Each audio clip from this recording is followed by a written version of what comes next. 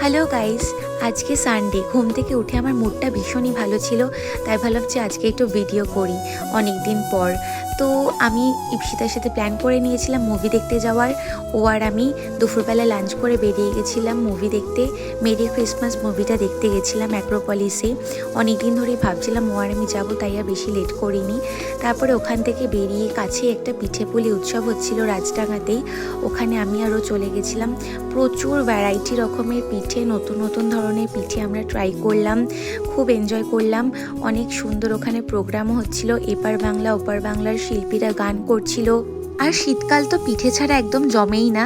আমাদের সংক্রান্তিতে পিঠে খাওয়াটা তো ম্যান্ডেটারি, বাড়িতে হয় যদিও, তাও বাইরে এসে এরকম ভ্যারাইটি পিঠে ট্রাই করতে কার না ভালো লাগে। অনুষ্ঠানের শেষ শিল্পী অনুষ্কা পাত্র অনেক রিয়ালিটি শো করেছে, পার্টিসিপেট করেছে প্রচুর রিয়ালিটি শোতে, হিন্দিতে বাংলায়, গানটাও খুব ভালো করছিল।